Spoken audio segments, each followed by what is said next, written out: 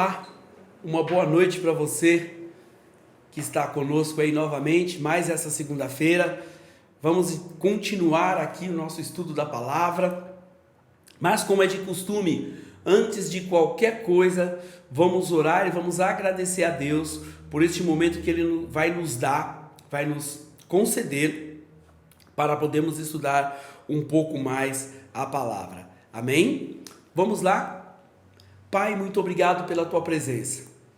Aqueles que já estão conosco aqui, ó Pai, através do Facebook, através do Instagram, através do YouTube, que o Senhor os abençoe. Aqueles que ainda não entraram, Senhor, que o Senhor os guarde e permita que eles possam estar conosco aqui ouvindo a Tua palavra. Senhor, que haja uma unção de entendimento em todos aqueles que estão assistindo e que haja uma unção, ó Pai, de capacitação para que possamos não só entender, como aplicar cada um dos conceitos que o Senhor vai trazer para nós. É o que eu te peço no nome de Jesus. Amém, amém e amém. Amém? Muito bem. Vamos continuar aqui o nosso estudo e antes de mais nada eu quero dizer para você que, por favor, se inscreva no nosso canal da Igreja Renovo. Aqui é o Imersos, o nosso estudo de toda segunda-feira.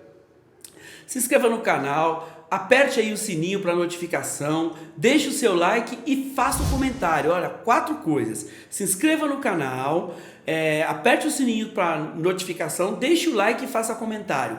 Isso não custa nada para você, mas é de grande valia para nós que estamos do lado de cá. Por quê? Para que a gente seja bem avaliado na plataforma e possa trabalhar isso de uma melhor maneira. Então eu peço para você que faça isso, tá bom? Você que está me vendo aí desse lado, você que está me vendo aí desse lado, você que está me vendo de frente, não tem problema, não importa de que ângulo você esteja, faça isso e nos abençoe, por favor, tá bom? Bom, nós estamos aqui na continuidade do nosso estudo da palavra e nós estamos estudando o quê? O nosso estudo ele é muito abrangente, e vocês vão perceber que conforme vai passando os capítulos da Bíblia, ele vai começar a ganhar corpo, Ele começa a ganhar por quê? Porque as coisas vão acontecendo, então vão nos trazendo elementos que vão agregando ao nosso estudo. E nós já estamos aqui, hoje nós vamos para os capítulos 8, 9 e talvez até o capítulo 10, aí um pouco para frente de Gênesis. Só que nós já estamos há quase, eu diria 5 meses aqui patinando em Gênesis. Por quê? Porque aqui é a base, aqui é o humus, Aqui é onde estão plantadas todas as verdades. É daqui que saem todos os conceitos. Então a gente precisa enraizar bem esses conceitos. Para quê? Para que você entenda como é que as coisas aconteceram e como nós chegamos até aqui. Você se lembra lá do início, a primeira aula que nós tivemos? Qual é a proposta? Entendermos como nós chegamos até aqui. O que o inimigo fez para nós chegarmos como nós estamos hoje, por exemplo. É isso que a gente precisa entender, No curso do plano de salvação que nós fizemos, foi exatamente o contrário. Nós entendemos o que é que Deus fez para trazer o homem de volta. Agora nós vamos entender as duas coisas juntas, porque nós já entendemos a queda do homem. Vimos lá quando o homem caiu, comeu da árvore da ciência do bem e do mal, que não era permitido que ele comesse, Então nesse momento ele caiu.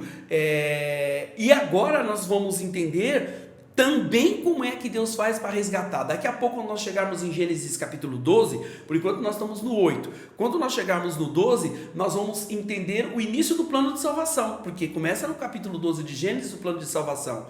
A queda do homem se dá no capítulo 3 de Gênesis, 3 e 4, e o plano de salvação começa no capítulo 12. Aí você fala, poxa, então do 4 ao 12 o que acontece? Do 4 ao 12 é o que a gente está entendendo aqui. Do 4 ao 12, aquela geração que pecou lá com Adão é exterminada. Exterminada onde? Em Noé, no dilúvio. Aquela geração não existe mais, ela desaparece. Porque há uma situação, como nós falamos a semana passada, em que o homem ele se omiscui, ele se envolve com seres que não são oriundos da terra e ele macula, ele mancha o seu DNA.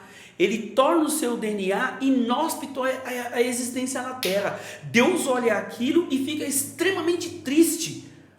Deus fica extremamente chateado e diz: vou exterminar o homem da face da terra, porque o homem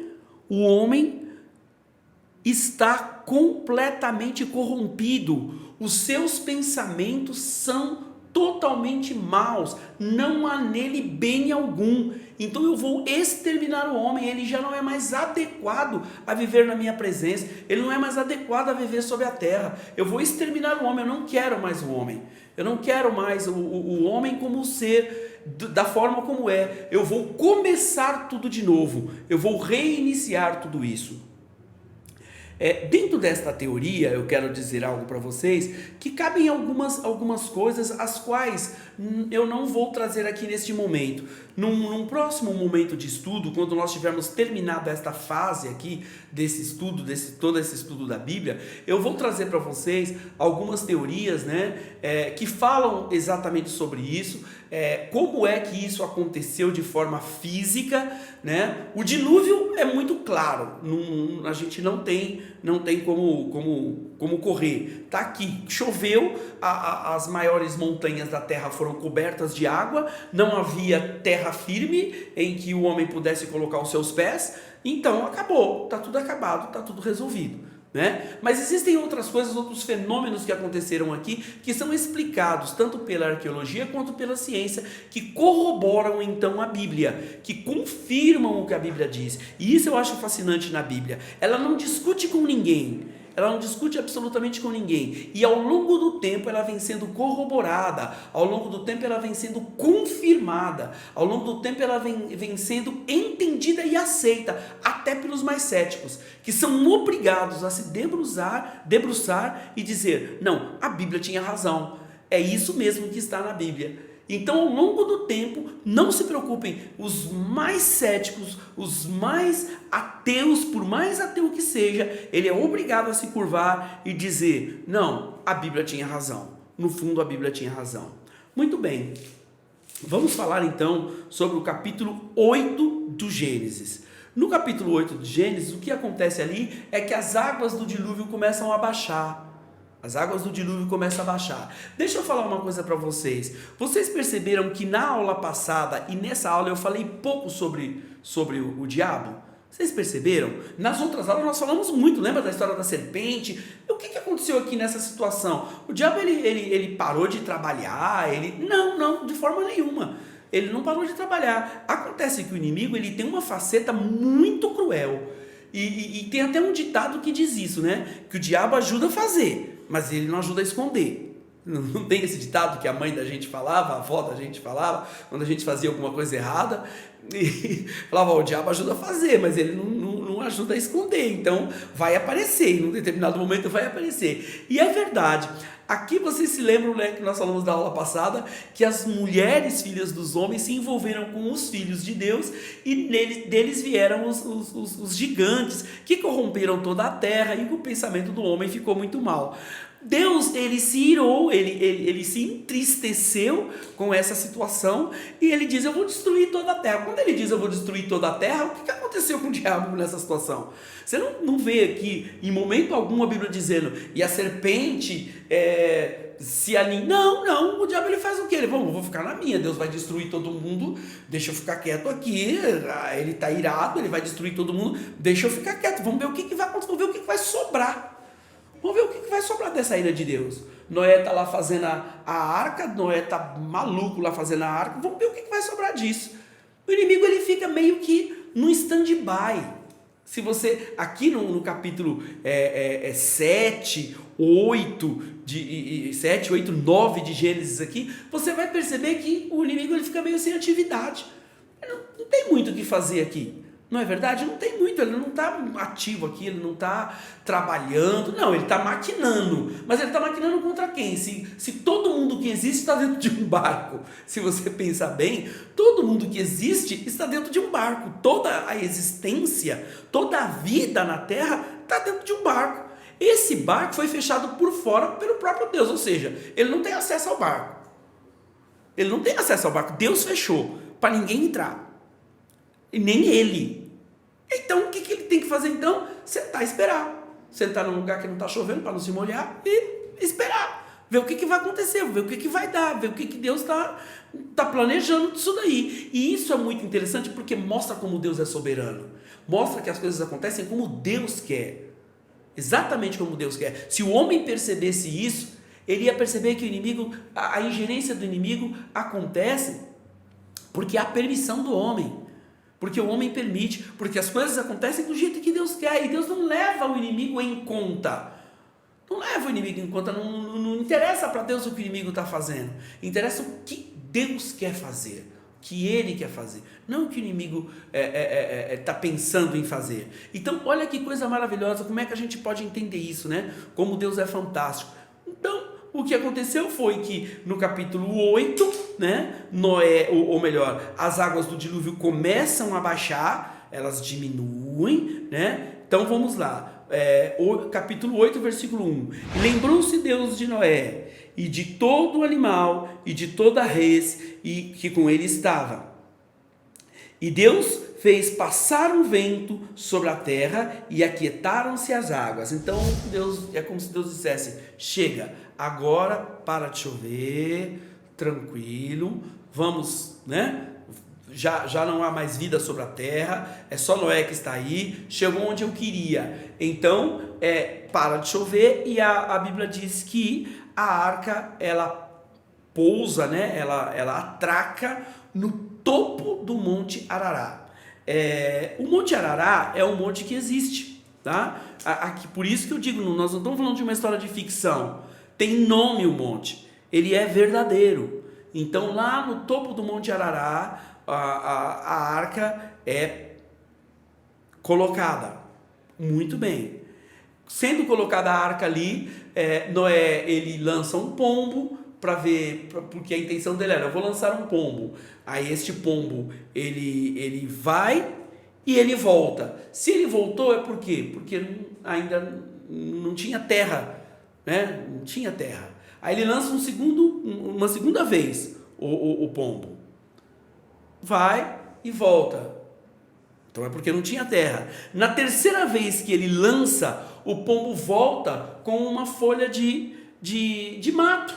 Bom, se ele volta com uma folha de mato, isso quer dizer o quê? Bom, agora já tem terra. E aí sim, Noé vai sair da arca. Então vamos lá, no capítulo 8, versículo 15, diz o seguinte: então falou Deus a Noé dizendo: sai da arca, tu, a tua mulher, os teus filhos e tudo que tens contigo, todo animal que está contigo e toda a carne e ave e gado e todo réptil que se rola pelo chão e que rola sobre a terra, e frutifiquem e se multipliquem sobre a terra. Então saiu Noé e seus filhos e sua mulher e as mulheres dos seus filhos com ele, todo animal e todo réptil e toda ave e tudo que se move sobre a terra, conforme as suas famílias, saiu para fora da arca. Muito bem, então saiu ali todo mundo, né? Saiu todo mundo da arca. Imagine como é que estava aquela arca, 40 dias navegando de animal ali dentro, de todo tipo de animal. Por essa razão que eu disse para vocês na semana passada, que Noé deve ter sido muito inteligente, né? De ter levado para a arca os animais filhotes, né? Os pequenininhos, para dar menos trabalho para ele, né? Para fazer teriam menos necessidades, menos sujeira, menos espaço para eles precisarem acumular ali. Eu imagino que ele não tenha levado os animais em pleno vigor físico aí na idade adulta, porque aumentaria o peso muito, né? Muito bem, mas eu quero pular com vocês, e aí sim a coisa vai ficar interessante, para Gênesis capítulo 11. Então nós estamos saindo aqui do 8 e fazendo uma ponte aérea, direto aterrissar no capítulo 11 de Gênesis. Por que eu estou fazendo este voo? Porque o capítulo 9 vai tratar apenas do pacto que Deus faz com Noé, prometendo para Noé que ele não mais faria um juízo da terra com água, ou seja, que ele não exterminaria mais a terra com água, tá? Então ele faz esse pacto com Noé.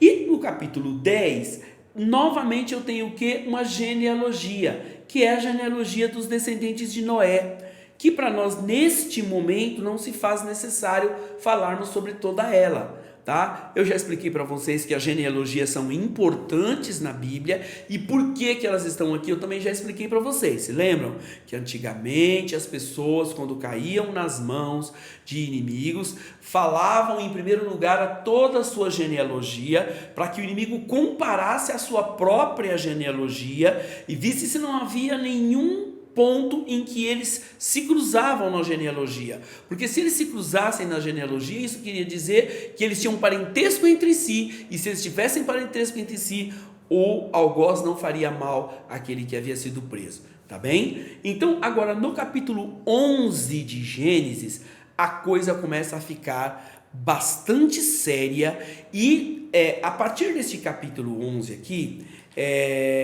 eu preciso que vocês entendam que, bom, antes de mais nada, eu quero ler os versículos e aí eu vou explicar para vocês o que eu quero que vocês entendam. Por quê? Porque aqui no capítulo 11 eu quero que vocês finquem uma estaca, vamos assim dizer. Eu quero que vocês deixem um pensamento fixo. No capítulo 11 um pensamento e no capítulo 12 outro pensamento. Por quê? Porque lá adiante nós vamos pegar este pensamento que nós vamos ler aqui no capítulo 11 e vamos amarrar ele com outro que vai estar muito lá na frente, para que vocês entendam algo que existe nos nossos dias, que nós estamos vivendo, tá? E no capítulo 12 também. Então vamos lá. Capítulo 11, versículo 1. E era a terra de uma mesma língua e de uma mesma fala. E aconteceu que, partindo eles do Oriente, acharam um vale na terra de Sinar e habitaram ali. E disseram uns aos outros: Eia, façamos tijolos, queimemo-los. E foi-lhes o tijolo por pedra e o betume por cal. E disseram: Eia, edifiquemos nós uma cidade e uma torre cujo cume toque os céus, e façamos um nome, para que não sejamos espalhados sobre a face de toda a terra. Então desceu o Senhor para ver a cidade e a torre que os filhos dos homens edificavam, e disse: Eis que o povo é um, e todos têm a mesma língua, e isto é o que começaram a fazer, e agora não haverá restrição para tudo o que eles intentaram fazer. Muito bem, o que aconteceu aqui foi o seguinte: depois que Noé saiu da arca, então passados muitos anos, a terra já estava com bastante gente de novo, e as histórias do dilúvio começaram a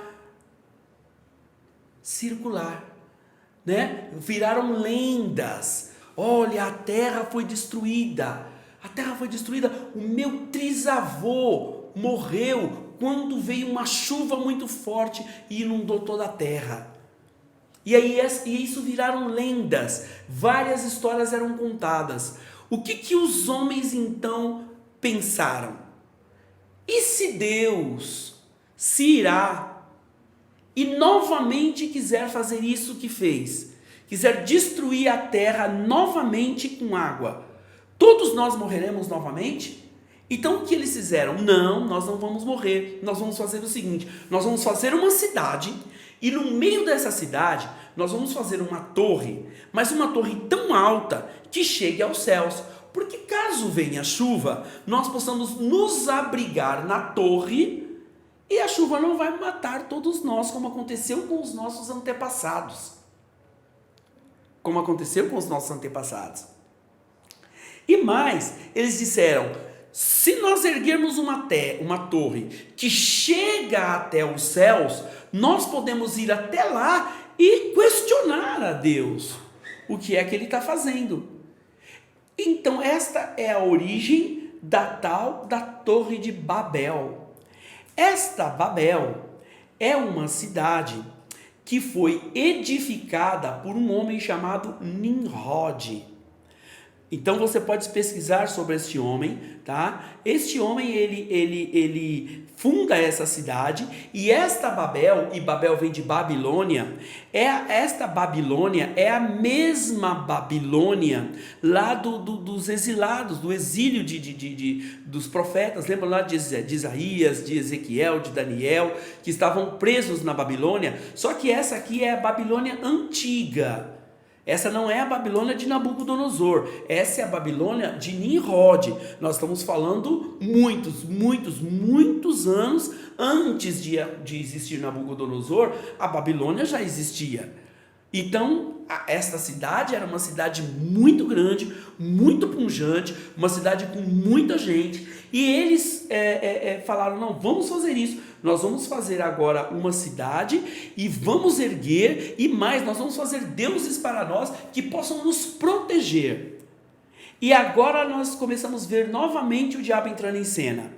O que o inimigo faz agora? Ele incentiva o homem a fazer uma torre, para chegar até perto de Deus, e incentiva o homem a fazer o seguinte: olha, façam deuses para vocês, para que vocês possam também se defender, porque aquele Deus que está lá em cima, a culpa foi deles, de vocês, dos seus antepassados terem morrido nas águas. Então façam deuses para vocês se defenderem. Façam deuses para que vocês possam crer, que sejam amigos de vocês. Olha o que o inimigo disseminou, que o Deus verdadeiro era inimigo do homem, porque se ele havia destruído a terra, ele não podia ser amigo do homem. Então, que o homem deveria fazer deuses para que ele pudesse confiar nesses deuses, deuses em quem ele pudesse confiar. Então, o que o homem faz?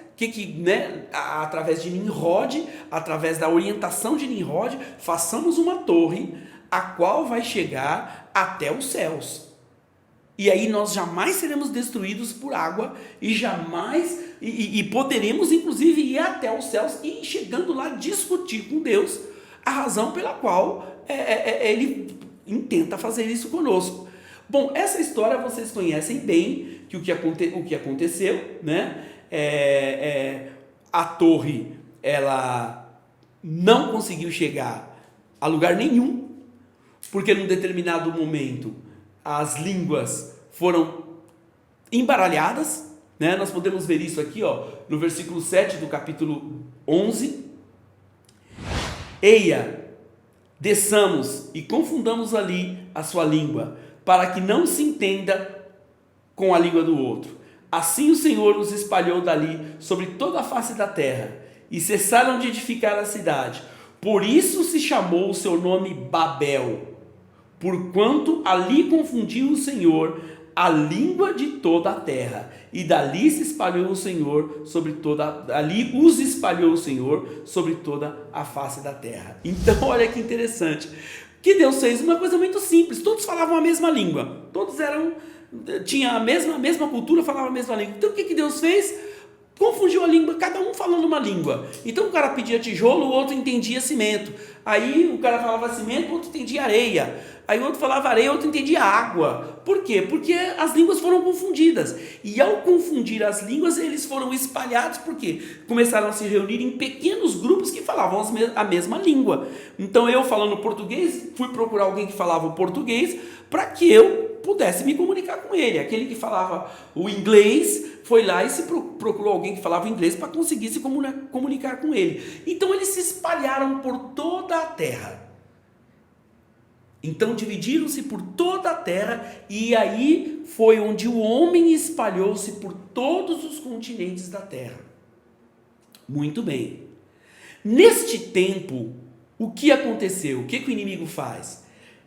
Aí eu vou trazer para vocês aqui uma tradução livre, tá? Isso que eu vou falar para vocês não está na Bíblia, mas é o que eu deduzo. Neste momento que o povo se dispersa, cada um para um local, eu tenho para mim, e eu vou explicar para vocês por que eu acho isso, né? Por que é essa a minha opinião, que quando o povo se espalha, o inimigo, para cada língua, ele gera um Deus. Prestem bem atenção no que eu vou falar para vocês e depois eu vou mostrar para vocês onde que eu me baseio para dizer isso. Porque tudo que eu falo para vocês eu tenho base na própria Bíblia, né? Mesmo que isso não esteja aqui, mas a minha base é a própria Bíblia. Então eu entendo que no momento em que eles se dispersam, cada um vai para uma região, o próprio inimigo vai lá e cria para eles um Deus, que é a própria representação do diabo. Ele cria um Deus. Você vai crer no Deus garrafa. Você vai crer no Deus relógio. Você vai crer no Deus e assim por diante. Então, vários deuses agora começam a ser cultuados, porque cada língua cria para si uma cultura própria. E dessa cultura é gerado um Deus. Como é que eu digo isso para vocês? Bom, vamos ler Gênesis 12. Esse é um capítulo chave. Bom, guardaram aí a situação que aconteceu em Gênesis 11, né? Em que as línguas foram trocadas na Babel. Guardaram essa chave? Agora em Gênesis 12 temos uma outra chave que vamos guardar também. Vamos lá. Gênesis capítulo 12, e agora vocês vão entender por que eu entendo que esses povos, quando foram espalhados, cada uma dessas línguas, o diabo foi até eles e levantou para eles um Deus. Vamos lá, Gênesis capítulo 12, versículo 1, diz o seguinte: Ora, o Senhor disse a Abraão: sai da tua terra, sai da tua parentela e da casa de teu pai, e vá para uma terra que eu te mostrarei. Partirei uma grande nação, e abençoar-te-ei, e engrandecerei o teu nome, e tu serás uma bênção. E abençoarei os que te abençoarem, e amaldiçoarei os que te amaldiçoarem, e em ti serão benditas todas as famílias da terra. Assim partiu Abraão, como o Senhor lhe tinha dito, e foi Ló com ele, e era Abraão da idade de 75 anos, quando saiu da terra de Harã. Muito bem, olha que coisa importante aqui.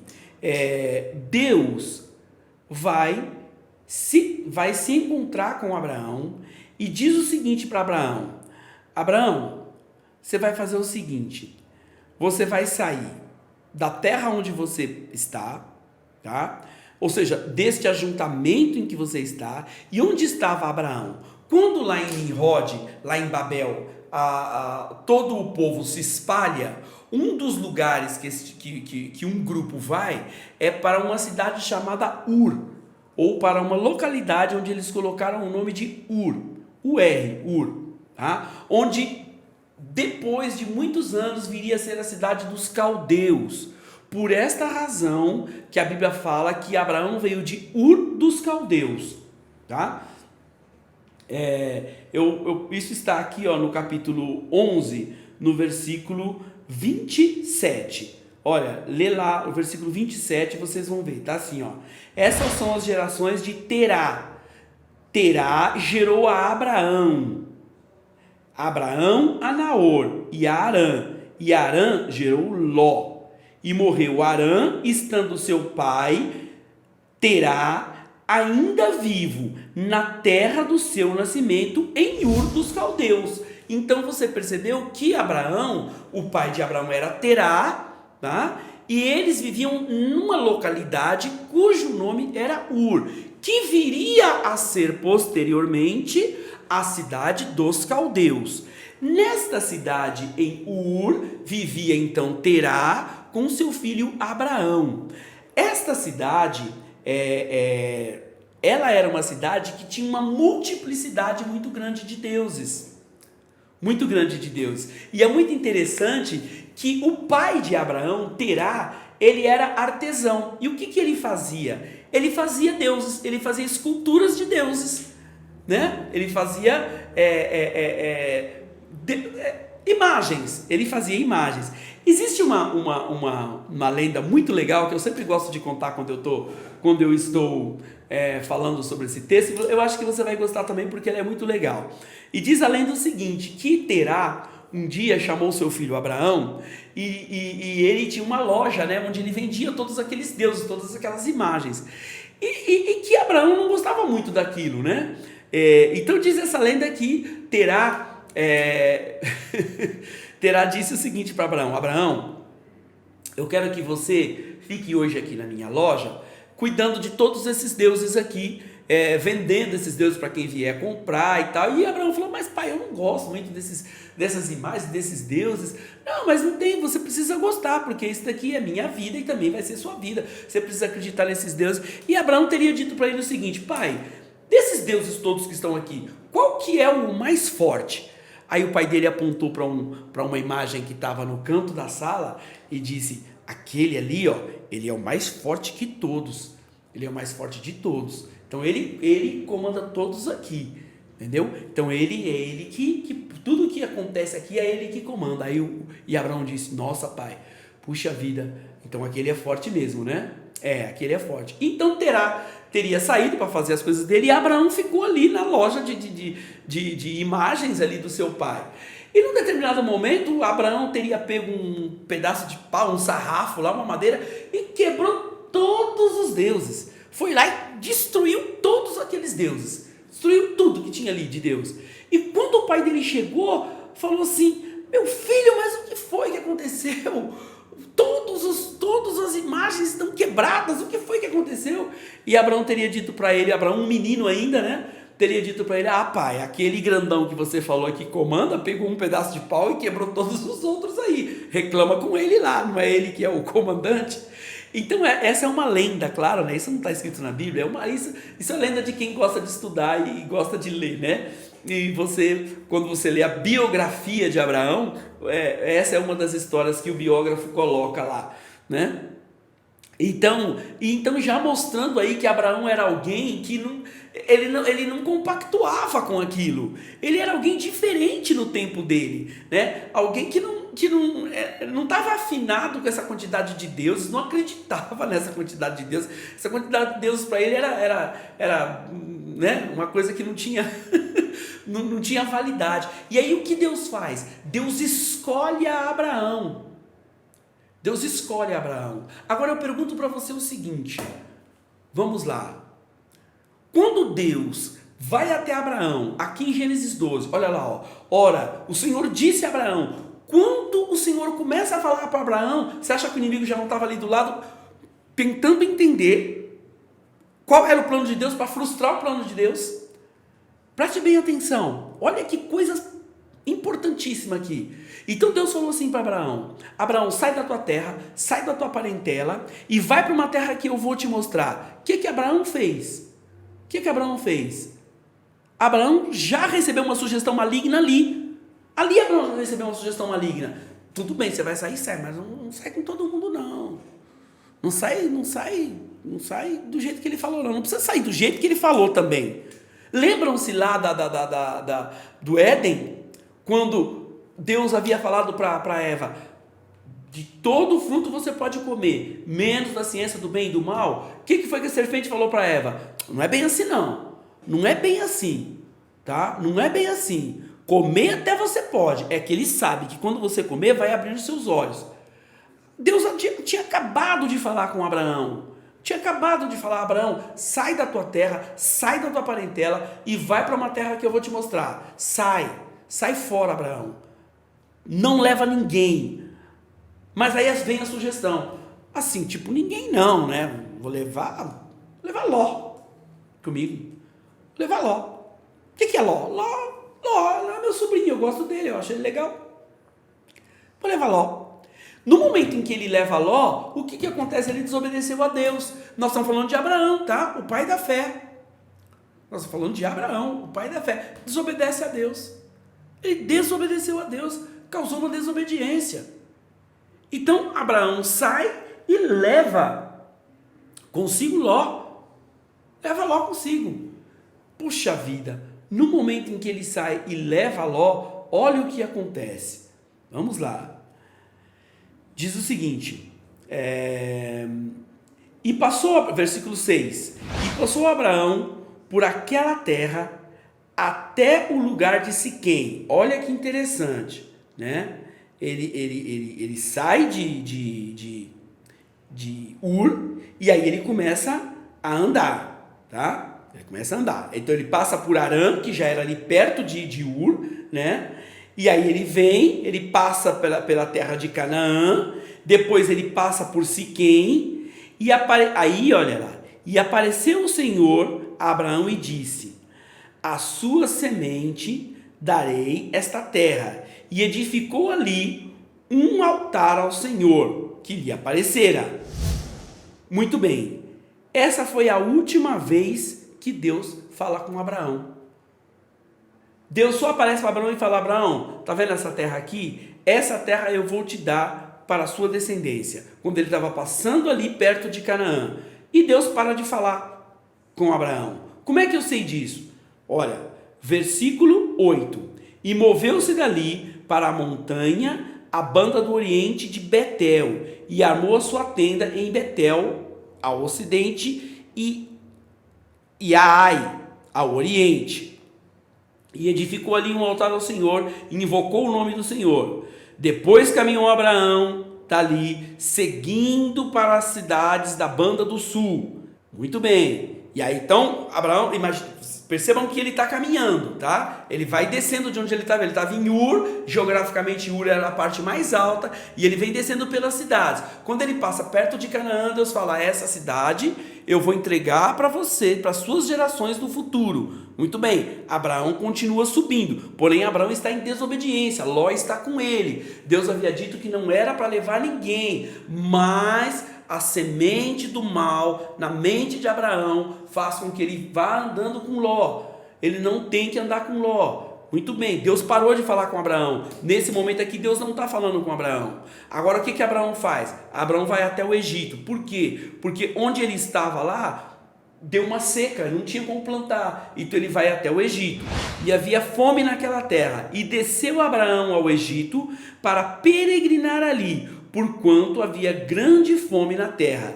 E aconteceu que, chegando ele para entrar no Egito, disse Sarai a sua mulher. Bom, eu não preciso ler todos os versículos aqui, eu vou explicar para vocês o que está acontecendo aqui.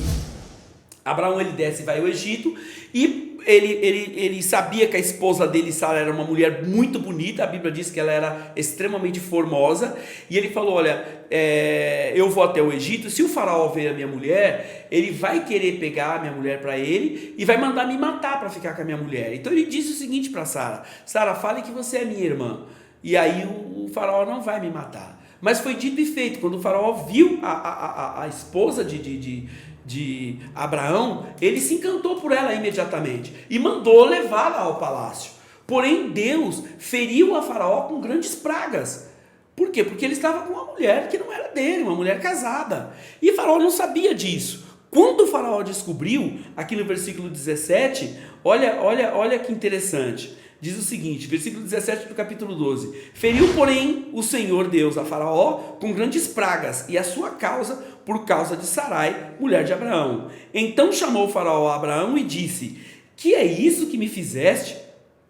Por que não me disseste que ela era sua mulher? Por que disseste que ela é minha irmã?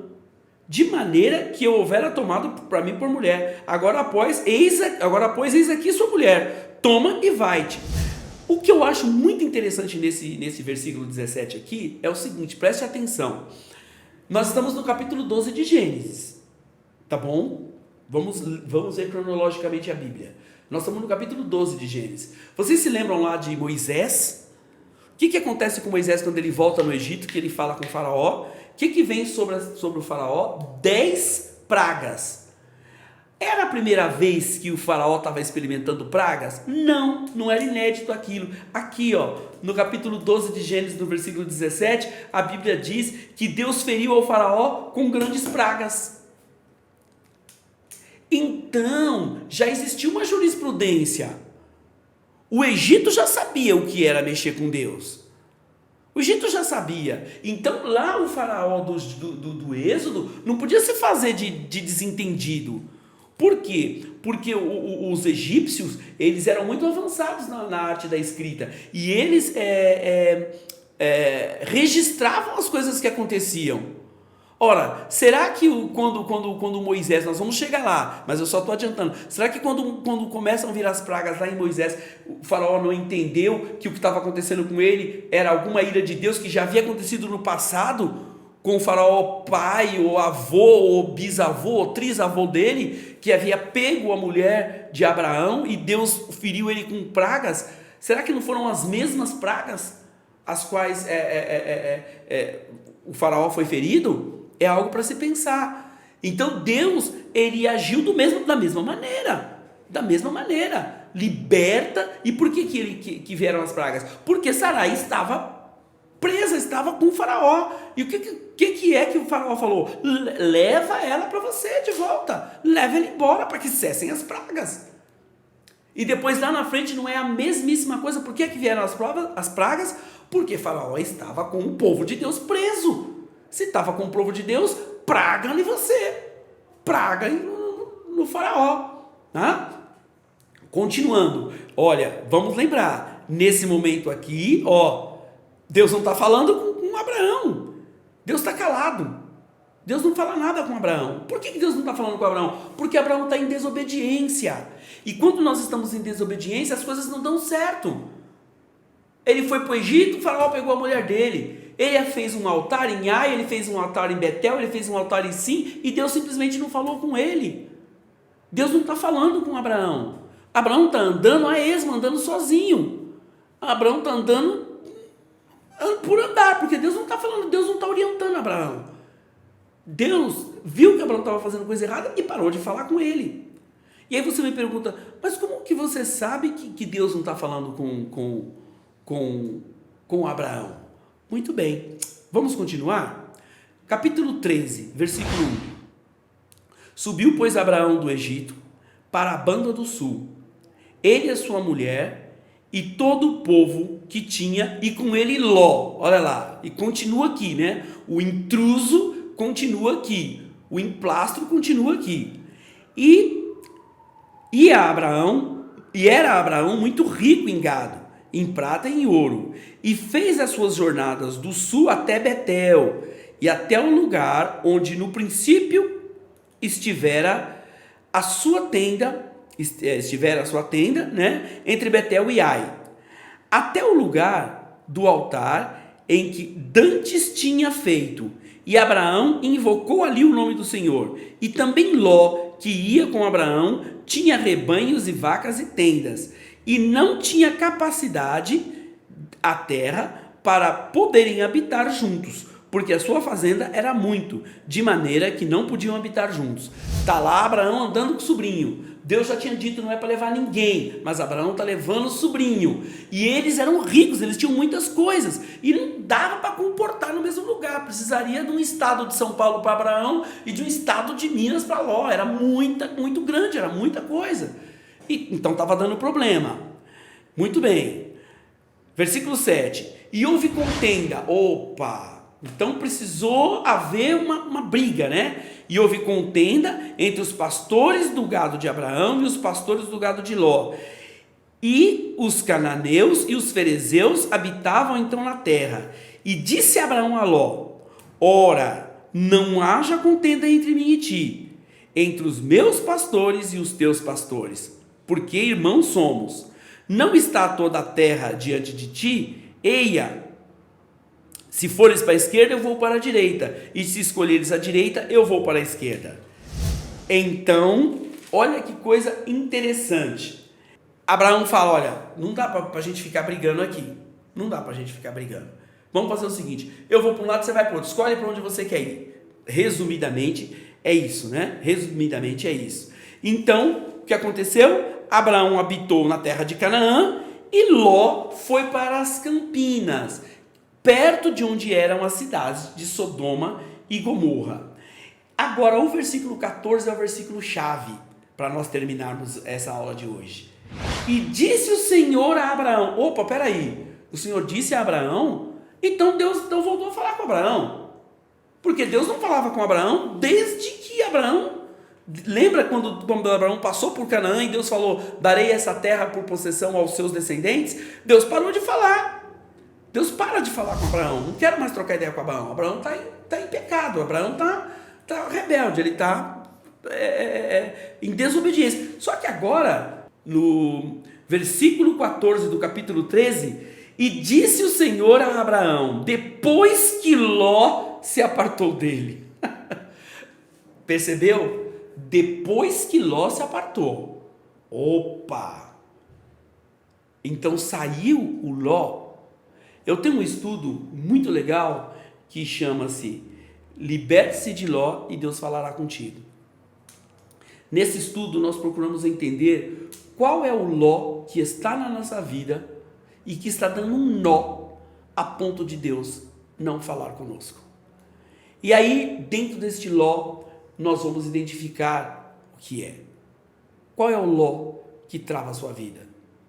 Que pecado, que situação, que atitude se transformou num Ló a ponto de Deus não falar com você?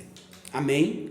A partir do versículo 14 nós vamos para a próxima aula, porque nós vamos partir para o capítulo 14, e aí no capítulo 14 nós temos um episódio muito legal, que eu tenho certeza que vocês vão gostar muito, que é a guerra dos 4 reis contra os 5 reis, né? Que é o Arioque, o Anrafel, o Kedorlaomer. Estes reis se debatem e eles vão fazer essa guerra no Vale de Sidim, nos poços de Betume, e é muito legal essa passagem. Eu tenho certeza que vocês vão gostar bastante. Então eu quero agradecer a presença de todos vocês conosco aqui. Eu quero pedir mais uma vez que você se inscreva no canal Renovo Church. Eu vou pedir para que você acione lá o sininho, que você deixe o like, que você faça o comentário. Ajude-nos nisso. Vamos fazer o canal da nossa igreja grande também. Como eu disse para vocês, tem tantos canais aí que o cara senta para dar risada e tem 1 milhão de inscritos, e nós aqui estamos nos propondo a trazer a palavra da verdade para a sua vida. Nos ajude então a propagar essa. Não estou te pedindo dinheiro, não pedindo nada disso. Eu só estou pedindo para você se inscrever e acompanhar, para que isso possa fazer bem também para a sua vida. Somente isso, tá bom? É só isso que eu peço para você. Vamos orar e agradecer a Deus. Pai, muito obrigado pela tua presença, obrigado por este tempo que o Senhor nos deu e por essa plataforma que o Senhor abriu para que pudéssemos trazer a tua palavra. Tu és grande, tu és magnífico, tu és Senhor. Eu te louvo, te bendigo e te agradeço por essa oportunidade, por cada um dos que estão ligados aqui conosco, ó Pai, desde o início desta transmissão, e para aqueles que irão assistir a posteriori, seja aqui, seja amanhã, seja quando for e seja em qualquer lugar do mundo, que o Senhor possa atingi-los, ó Pai, com a sua palavra e possa fazer um divisor de águas na vida de cada um. É que eu te peço no nome de Jesus. Amém, amém e amém. Deus seja louvado, uma boa noite, um bom descanso a todos vocês. Amém? Fiquem com Deus e até a próxima aula.